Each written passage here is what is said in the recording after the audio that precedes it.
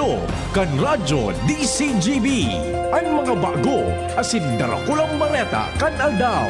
Mga baretang balansyado, dainimping kikilingan, asin makatotohanan. DCGB, Bareta alas 7. Mga preskong bareta sa lado lokal, nasyonal, internasyonal, asin iba pa. Bareta alas 7. Digdi sa GB, garantisadong bareta.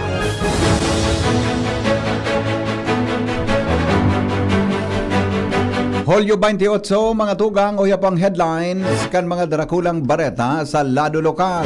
Uplift Assistance Program kan gobyerno. Pinahiwas pa sigon sa tagapagtaram kang Social Security System Legazpi Branch.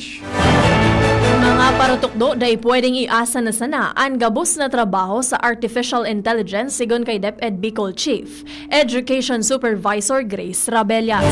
Lokal na gobyerno Campio Duran Albay nagdeklara ni state of emergency dahil sa padagos na epekto kan habagat sa mga coastal barangays kan munisipalidad. Relic ni Saint Charbel, mabisita sa syudad nin Legazpi sa aga. Hulyo 29 sigun sa anunsyo kan St. Jude Tadeus Parish. Publiko pig-inganyar na mag-atendir nin banal na misa. Patong-patong na kaso posibleng isangat kontra sa dating House Speaker Martin Romualdez makulog man para kay PBBM pero kay puhan nagibuhon ang tama. Romualdez nanindugan na daing ginibong suhay sa lay. Mientras tanto, PBBM nagpalawasin maisog na mensahe sa isyu kan West Philippine Sea. 25 billion pesos na kwarta asin propiedades na preserbar kanakod kan flood control scandal sigon kay PBBM. Sa ibang nasyon, bayong.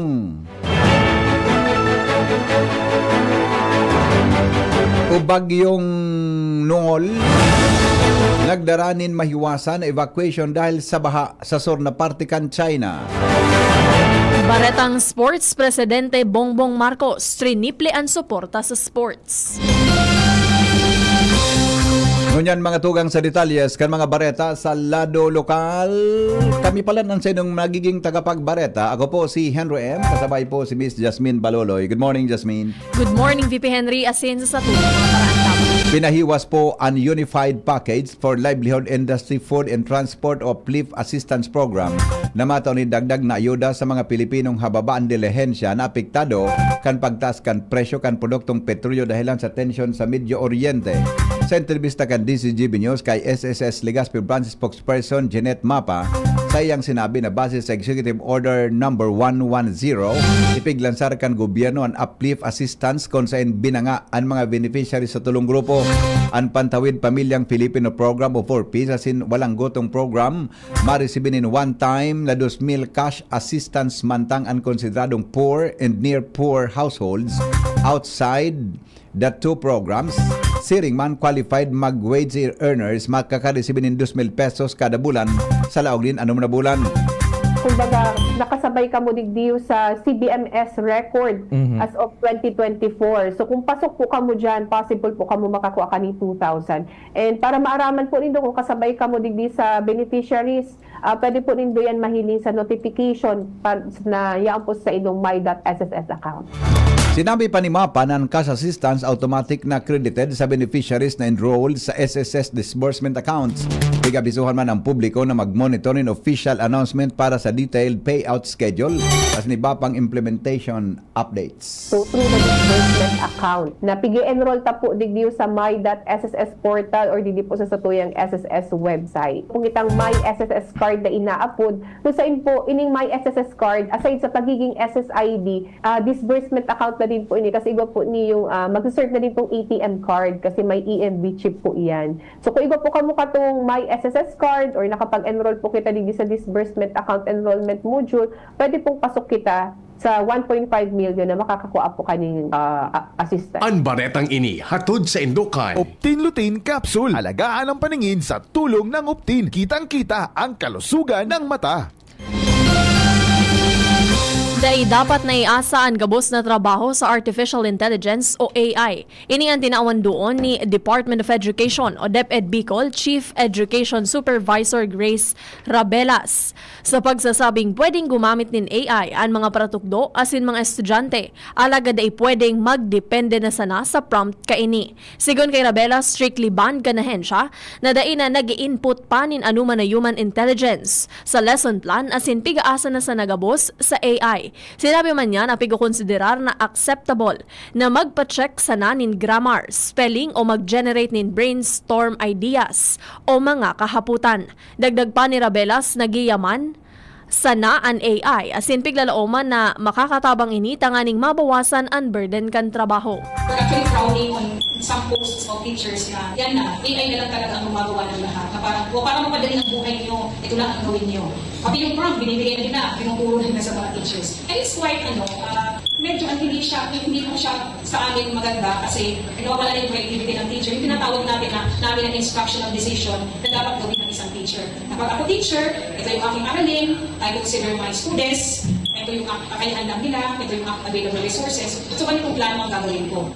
Ang tingog ni DepEd Bicol Chief Education Supervisor Grace Rabelas. Ang baretang ini hatod sa Indokan Mega One. Ang Mega One ay may 21 sangkap para matulungan ka sa iba't ibang karamdaman tulad ng diabetes, high blood, stroke, arthritis, kidney failure, cancer, viruses, at iba pa. Tumawag kay Doc Joey Bitito sa 0998-975-8121 or 0917-853-8933. Bangatugang nagdeklarar po ni State of Emergency ang lokal na gobyerno Campiodoro ng Albay matapos aprobaran ang rekomendasyon kan Municipal Disaster Risk Reduction and Management Council dahilan kan panagos na epekto kan habagat sa baybayon na barangay kang munisipyo.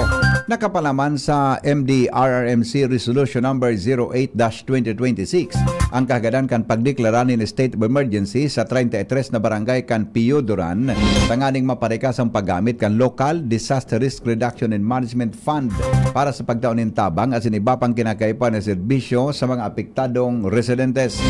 Nasa 10 coastal barangays ang direktang maapektaran kan pag-uran asin paros dahilan kan habagat.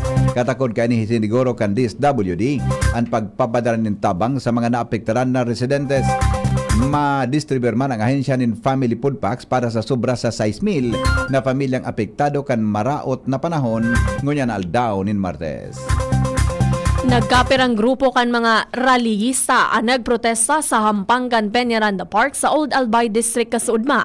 Kasunod kan ginibong State of the Nation address ni Presidente Bongbong Marcos. Nanotaran kan DCGB News ang pagpahayag kan agrangay kan mga representante.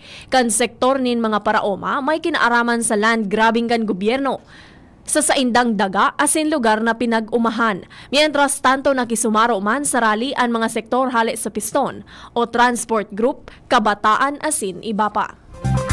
Mga sikat na pasyaran na nasa 6 kilometros na danger zone kan mayon, maigot na pigbabantayan kan mga autoridad. Detalye kang report kay Karen Ala.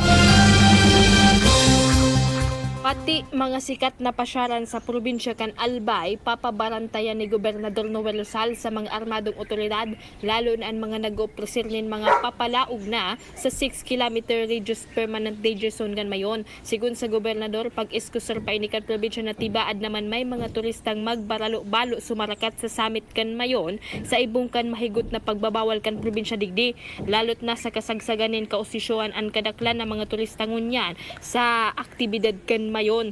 Kun kaya papabarantayan kan gobernador sa mga pulis ang mga border points kan mga pasyaran kun sa inyaon nakapamugtak ang lawas mismo kan mayon. Tangani na sa ibong kan pag-apresyar kan kagayonan kay ni day kimabalo na malaog sa mga kritikal na danger zone. Karen Ala, DCGB News. Pareta lokal, bitbit ni Jomar Bien. Kadagdagan ng sanggatos na mga trabahadores ang ipapadara kan lokal na gobyerno kan tabako duman sa Batangas sa tangani na magtrabaho sa mga international na kumpanya.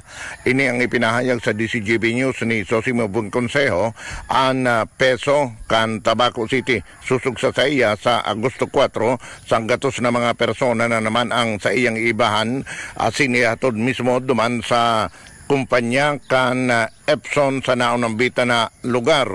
Sa iyang sinabi na ini kadagdagan duman sa 181 man na mga trabahadores hali sa manlain-lain na partikan Albay asin probinsya kan Sorsogon na sa iya man na ihinatod sa naunang bita na kumpanya kan nakalis na simana. Pig siguro kan opisyal kan peso na sinda padagos na magtatabang sa mga kumpanyang ini na makakuha ng trabahadores asin matabang man sinda sa mga Bicolano tangani na makahanap nin trabaho. Katakudgan bagay na ini saroon naman na job fair ang nakatalaan na ilansar kan Peso Tabaco sa maabot na Agosto 6 digdi sa syudad kung saan mga lokal, national asin international na trabaho ang nagahalat. Jomar Bien, DCGB. Iba pa niya itong mga bareta, mga tugang sa Lado Lokal, 2 million pesos na processing facility para sa feed production, food preservation, as in korakding production. Unformal na binuksan kan Albay Farmers Bounty Village sa Barangay Kabangan, Kamaligalmay, kanakaaging aldaw. Sigon kay OIC, Provincial Agriculturist Daryl Jan Buen Consejo, piglaoman na magkakatabang ang fasilidad sa pagpapakusog ang sektor ng agrikultura sa probinsya ng Albay asin pagbukasin mas dakol na oportunidad sa kabuhayan para sa hoben na mga parauma. Ang pagbukas kan fasilidad maabot na makapagtao din makabagong mga kagamitan sa lokal na parauma para sa production, food preservation, asin pagrambong, asin pagproseso din kurakding o lokal na klase din kabute. Pinununduhan man ini sa pagikan Department of Agriculture sa ilalim kang Young Farmers Challenge Business Development Assistance. Bilang parte kan nagdadanay na debisyon kay St. Charbel Maclouf, ipig-anunsyo kan St. Jude de Deus Parish, Legazpo City, Albay, ang pagbisita kan relic ni St. Charbel sa Miyerkules, Hulyo 29, 2026. Sa Facebook post, pig-inganyar kan St. Jude de Deus Parish ang gabos na mag-atender sa banal na misa, magtaon ni oras sa pagpangadji asin mag-venerate sa relic mantang nagahagad sa kagurang nanin healing, renewal asin deeper faith sa paagi nin intercession kay St. Charbel. Base sa schedule, alas 6:30 nin aga ang arrival kan relic and rite of reception, alas 6:45 nin aga Holy Mass, as in prayer vigil o public veneration. Alas 12:15 nin pagkaudto, banal na misa mantang pagkatapos, magkakaigwanin blessing of the sick. Nasusundan in prayer vigil as in public veneration. Sa oras na alas 5:30 nin hapon, banal na misa. Nasusundan in blessing of the sick. Mantang alas 7:30 nin banggi iyo an end of the visit. Si St. Charbel sarong Lebanese Maronite monk. Asin padi na bantog sa iyang pambihirang pagkabanal, extreme asceticism. Mantang rinibo na ang nairehistrong milagro. Midbid si St. Charbel, birang sarong wonder worker, as inarikognisar sa iyang incorrupt body na nagluwas nin dugo, asin sa iyang hararom na debosyon sa banal na Eucharistia. Katakod kay ini piganganyaran gabos na magbisita sa St. Jude de Deus Parish. Sa maabot na Miyerkules, asin aprobitsaran ang pagkakataon na makapagvenerar sa relic ni St. Charbel.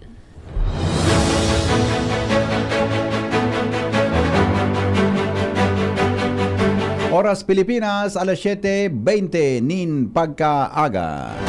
Mientras tanto, road reblocking project sa Binitayan, Daraga magpapadagos na. Detalyas kan Bareta kay Joshua Bino. Naglalao man ang makapagpadagos ngunya na aldaw nin Martes ang kontraktor kan road reblocking project sa Barangay Binitayan, Munisipyo kan Daraga, Albay. Ini ang kinumpirmar sa DCGB News ni Kapitan Michael Rodrigueza susug sa napaghuro na ninda kan engineer kan kontraktor kan nasabi ng patrabaho. Sigon kay Kapitan, ipinimisa sa iya nangunya na aldaw nin Martes mapuuna o kaya ipagpapadagos na ang road reblocking sa naunang bita ng lugar tangani wala na nin masayang na panahon. Ini matapos ang poko mas o menos sa rombulan na pagkapinjente kaini dahil sa aligado may kaipuan ilipat na linya ni na kuryente asin linya man nin mga telco. Susog sa pakihor na kapitan ko na dai pa maasikaso tulos ang paglipat kan linya nin kuryente ang i-road reblock na muna so sa balyong ibong kana tinampo tangani wara nin nasasayang na panahon asin bako masyadong inconveniente sa partikan mga residentes asin motorista. Dagdag na bareta, Joshua Bino, DCG. Mga tugang sobra po sa 12,622 na paratokdo sa Bicol Region ang na-reclassify sa irarom kan Fiscal Year 2025 Expanded Career Progression System kan Department of Education. Sigon sa DepEd Bicol, Camarines Sur Division, ang may pinakahalangkaw na bilang kan mga paratokdo ang na-reclassify na minabot sa 5,351 matang ikaduan Masbate Division na may 2,665 na mga paratokdo. Ang Expanded Career Progression System kan DepEd susog sa direktiba ni Presidente Ferdinand Marcos Jr.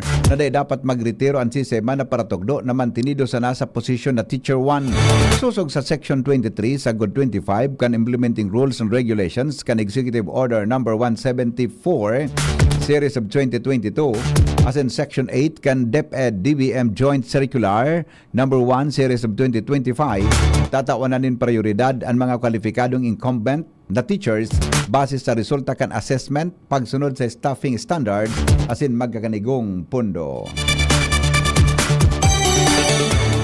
Services. Ano po pwedeng mapakinabangan kan mga bakakayano sa gigibuhon na 52nd Nutrition Month culminating activity as in launching kan Provincial Dietary Supplementation Program 2026 sa Hulyo 30 sa Global Gym Bakakay Albay. Sigon kay Bakakay Mayor Nuki Bumbales, parte kan programa kan gobyerno probinsyal sa paay kan Provincial Health Office sa pakikipagtabangan sa Rural Health Unit ang nasabing medical as in dental mission para sa mamanwaan. Maabot kan aktibidad na maibusol ang tema kan Philippine Plan of Action for Nutrition na sama-sama sa nutrisyong sapat para sa lahat. Katakod kaini piginganyar ni Bumbales ang mga residentes na makisumaro sa aktibidad tanganing mapakinabangan ang mga libreng serbisyong pansalud asin suportaran ang mga programang maabot na mapakarhay ang nutrisyon asin salud kan komunidad.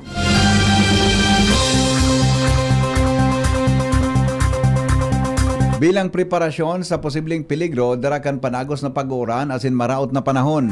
Nagpadar din surat ang Albay Electric Cooperative kay Tabaco City Mayor Ray Bragais. Tanganing maabisuhan ang mga residentes kan tamang pag-ingat sa pasilidad din kuryente. Sa piging-ganyar kan Aleco, ang mga residentes na tulos na i-report sa sendang opisina o opisyal di barangay ang anuman electrical hazard, arog ka na tumbang poste, naputol o nakalaylay na kable, raot na transformer asin iba pang peligrosong electrical facilities. Pigabisuhan man kan kooperative ang publiko na day magrani o magkapot sa mga naputol na linya nin kuryente. Sigurohon na matibay ang bubong asin iba pang materyales na piningdarahon kan paros asin gadanon ang main circuit breaker kung posibleng bahaon ang harong. Tinawanin doon kan kooperatiba na daay dapat na mapakarhay o maglabot ang sisay man sa mga raot na electrical facilities as in service connections. Inagad man na makipagtabangan ang residentes sa mga opisyalis kan barangay as in emergency response team sa nasabing abiso nin pag-iingat. Haros 782,000 pesos kantidad nin pinagtutubudan na shabu. Ana konfiskar kan mga otoridad sa sarong buy-bus operation na nagresulta sa pagkakaarestar kan sarong 45 anyos na lalaking aligadong imbuelto sa ilegal na droga sa Bato, Camarines Sur kan kaaging Aldao.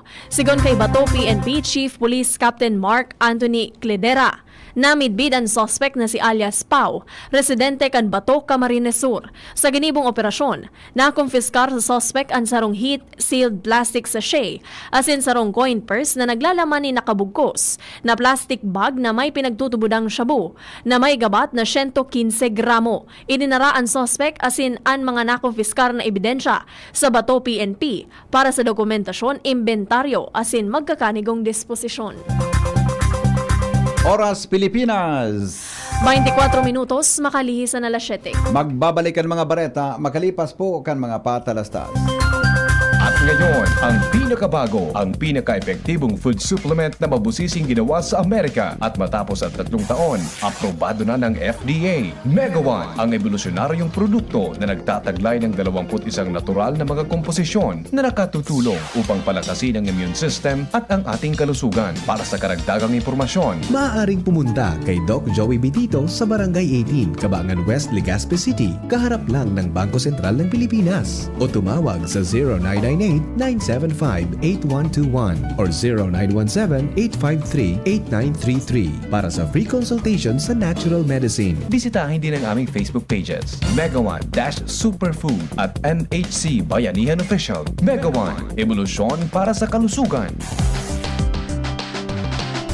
Tara na, sabay ka na. Tara na, saan ka ba pupunta? Maraming mabibili sa presyong abot kaya. Huwag magalinlangan, huwag mag-isip. Shopping need not be expensive. Yashano, Yashano Mall. Yashano, Yashano Mall. Yashano, Yashano. Tuhod, siko, baywang, aray! Pag laging pasan ang sakit sa kasukasuan, sign na yan ng arthritis o joint deterioration. Karaniwan kapag nagkakaedad na, kailangan ng tibay at ginhawang makakapitan. Kaya ng artrisin yan. May undenatured type 2 collagen at methylsulfonyl methane na maaaring makatulong protektahan ang kalusugan ng kasukasuan. Make the right move. Uminom ng artrisin araw-araw. Mabibili ang artrisin sa mga leading drugstores nationwide. Mahalagang paalala, ang artrisin ay hindi gamot at hindi maaaring gamitin panggamot sa anumang uri ng sakit. Branded computer ba ang hanap mo dito sa Bicol? Aces na ang sagot dyan. Ang Albay Computer and Electronic Supplies and Repair. Available ang brand new laptops, desktops, printers, gaming desktops, gaming chairs, CCTV systems, at iba pang computer accessories. Hindi lang yan. Quality, branded, authentic, and trusted ang kanilang products na binibenta at very reliable ang kanilang repair services. Authorized service center din sila ng Asus, Lenovo, Epson, Brother, Canon, Sharp Copier, HB Chewy, at Maginet. Kaya siguradong maaasahan ang repair at serbisyo. Bisitahin ang kanilang branches sa mga sumusunod na address. Aces, ground floor, V&O Building, Quezon Avenue, Barangay 26, Dinagaan, Legazpi City, Albay. PC Micron Daet, F. Pimentel Avenue, Barangay 6, Daet, Camarines Norte. PC Micron Virac, EJ Rubio Building, Gugon, Sirangan, Virac, Catanduanes. PC Micron Sorsogon, Unit 1, B. Peña Building, Rizal Street, Corner Burgos Street, Polvorista, Sorsogon City, Sorsogon. Dito ka na sa Aces. Sa kalidad, sigurado ka. Sa repair at serbisyo, maaasahan pa. Call or text 0917-558-0067. I-like at follow ang facebook.com/Albay Computer. Kayo po ba ay may katanungan sa PhilHealth? Makinig sa programang Alagang PhilHealth kasama ang PhilHealth Regional Office 5. Mapapakinggan tuwing Lunes alas 10 hanggang alas 10:30 ng umaga sa DZGB. Damang-dama ang benepisyo ng PhilHealth sa Alagang PhilHealth. DZGB Barreta alas 7.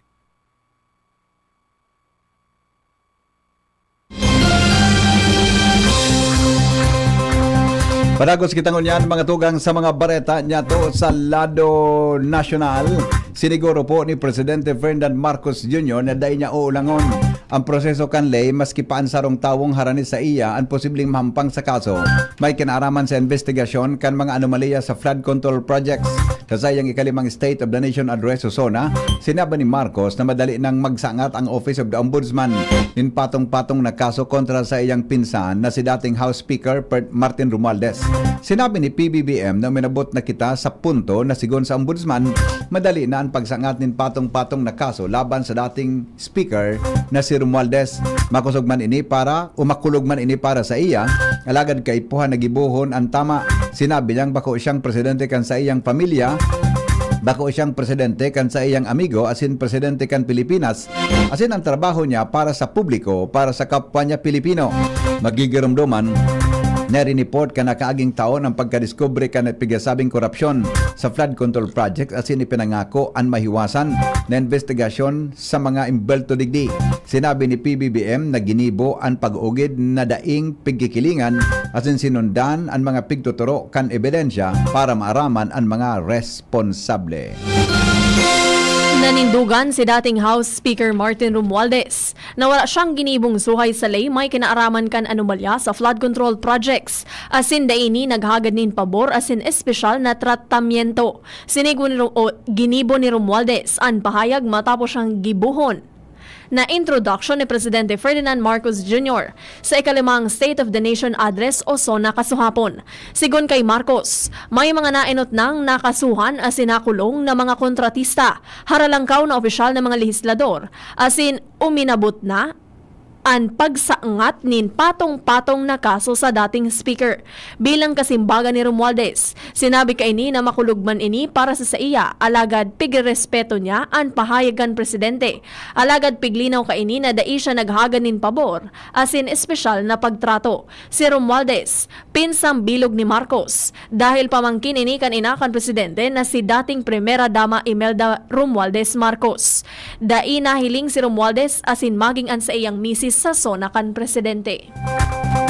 Nagbutas po nin maisog na direktang pahayag si Presidente Ferdinand Marcos Jr. may kinaaraman sa isyu kan West Philippine Sea o WPS sa sayang ikalimang State of the Nation Address o SONA kasuhapon, Hulyo 27, 2026. Kasunod ini kan kontrobersiya na racist defection kan China daily laban sa mga Pilipino. Kung sa ginibuhan tirawanin doon kan Presidente an onra asin integridad kan nasyon sa iyang pagtaram. Ipinagiramdum kan Presidente sa mga kaalyado asin magin sa mga kalaban na nasyon ang tunay na pagtatao ni asin pagkatao asin pag-ugali kan mamanwa ang Pilipino.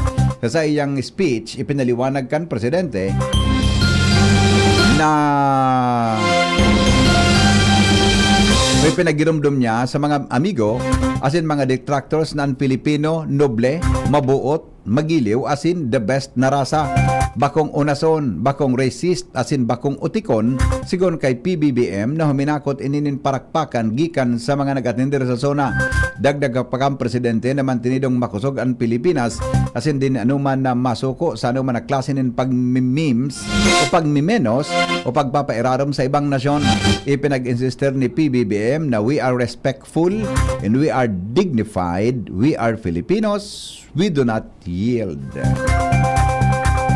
Ipinahayag ni Presidente Ferdinand Bongbong Marcos Jr. na halos 25 bilyon pesos na kantidad nin kwarta asin pagrugaring ang nabawi na freeze asin napreserbar kan gobyerno katakod kan mga kasong may kinaaraman sa anomalya sa flood control projects.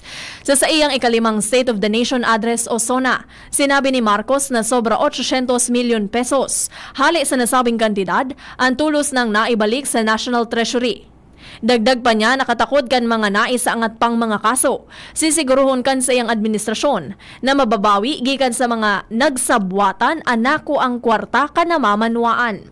Sinabi man kan presidente na pinugulan kan gobyerno ang pagluwas nin pondo para sa mga depektibo, peke o bakong eksistidong proyekto na posibleng kuta nang napaduman sa bulsakan mga balasubas na kontratista asin opisyal.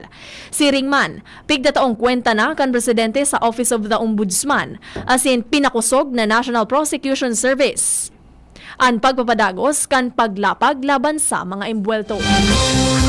Baretang mo yan sa ibang nasyon, mga tugang makusog na uran asin pagbaha nagpatakot sa Sornat kan China matapos magtama ang bagyong Nool sa Guangdong. Sigon sa report kan lokal na autoridad, sobra sa 800,000 katawo ang ipig-evacuar sa probinsya, mantang 350 na flights ang nakanselar sa Hong Kong kung saan sobra 20 katawo ang nalugadan dahil sa makusog na paro sa Sinuran. Tuminama ang bagyo sa baybayon kan Wedong County, mantang alas 3:50 nin aga daraan makusog na paro sa grabing paguran. Nagpaluwas man ng red warning sa flood o flash flood sa China Meteorological Administration para sa probinsya kan Jiangxi, Honan, Guangdong asin Sichuan. Piglalauman ang padagos sa magbulos ni Uran sagkod ngunya na Martes na magdadala din peligro asin pagbaha kasabay ang landslide sa mga mabulod na lugar asin gilid kan salog apisar kan pagluya kan bagyo sa tropical storm mantang papalaog sa inland mantinidong halangkaw ang peligro kan apektadong probinsya. Nagtagama man ang gobyerno ni sang 200 milyon na yuan o kapareho kan 850 milyon pesos para sa relief. As ang rehabilitasyon kan Guangdong, padagos man na nagbalik ang operasyon kan aeropuerto kan Hong Kong matapos ang sobra sa 12 oras na suspension. Ang bagyong Nool na dating bagyong Quiapo sa Pilipinas, ang saro sa pinakamakusog na nagtama sa China, ngunya na taon na nagdaranin mahiwasan na evacuation, pagkansilan ng biyahe asin grabing peligro nin pagbaha. Baretang Sports, mas pinadakula ni Presidente Ferdinand Bongbong Marcos Jr. ang suporta sa sports sa paglaom na mas dakol na Pilipino lalo na ang mga hobenes na may engganyo na magkawat. Sigon kay PBBM, mahalaga para sa nasyon ang sports. Kung kaya initaas kan administrasyon ang suporta digdi. Dagdag pa niya na bako sa ng kaugmahan na hatod kaini, kundi para sa salud. Ang pahayag kan Presidente ginibo sa iyang ikalimang State of the Nation Address o SONA kasuhapon, Hulyo 27. Naglalauman ang Presidente na mas dakol na hobenes ang mabalo sa tennis dahil sa mga trayumpo ni Alexandra Alexiala.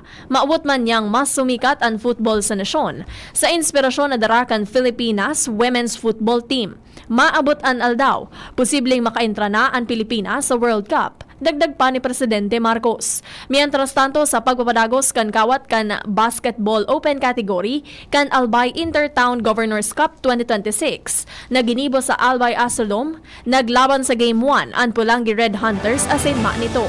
Sa pagtapos kan fourth quarter, gana ang Pulangi sa score na 99-68. Mantang sa Game 2, sa laban kan bagong Santo Domingo Saints kontra Malinao Summit Surge, gana ang Malinao sa score na 106-93. Mga tugang pag-asa sa kamugtakan kang panahon kasabay si Alexis Ruivivar. Opo, para po sa magiging kamugtakan ng sa tuyang panahon, ngunyang petsa 28 ng Hulyo, aldaw kang Martes. Ang mga localized thunderstorms ang kasalukuyang nakakaapekto sa Bicol Region. Asahan niya to ang bagyang mapanganuron sagkod sa mapanganurong kalangitan na igwang posibilidad ng mga pulupulong pag-uuran asin pagkikilat at pagdaguldol ang posibleng mamatian ngunya na aldaw. Maluya sagkod sa moderatong duros hali sa norte sirangan ang iiral na may banayad sagkod sa katamtamang pag-alonin kadagatan. Agwat ng temperatura sa maghapon, tigatayang maabot ng 26 to 32 degrees Celsius. Sa tuyang monitoring, wala man kitang nahihiling na low pressure area or bagyo sa luwas asin sa loob ng ating Philippine Area of Responsibility. Asahan ang sa tuya ang unya na aldaw is itong mga localized na mga thunderstorms. Bali, yun po sa tuyang forecast. Kali po digdi sa Pag-asa Legazpi, Alexis Ruivivar po. Salamat po Pag-asa sa report sa kamugtakan kang panahon. Sa pangaran mga tugang ka nagsurat kan Bareta, News Director Mar de la Cruz, Jenny Balyaran, Nicole Ann Gloriane, asin Shara May Leron. Asin ang report kan Megaforce Patrol. Happy birthday nga pala sa sakuyang sister-in-law, si Atining Altea Pahe Clemenia. Dating officer dyan sa SMBDO, Legazpi. Saan ka nagbabangko? Zero balance. Zero balance. Zero balance ko niya. Ako nakulo ng bangko mo. Zero balance. Happy birthday tabi Atining, ang sa kuya tabing sister-in-law, former bank officer ini kan BDO SM Legazpi, Altea Pahe Clemenia. Wala kang babatiin? Good morning din. Good morning po. Iga pa. Wala po. Ano masabihin mo sa iya? Good morning. Good morning, sir. Good morning. Mga tugang, salamat ka sa pagkantabay. Ini po si Henry M. Asin ako man po, si Jasmine Baloloy. Salamat ka sa pagkantabay. Anapot po, susunod. Makalipas lang kani. Yan ang DCGB Bareta alas 7. Abangan giraray sa aga. An hapon.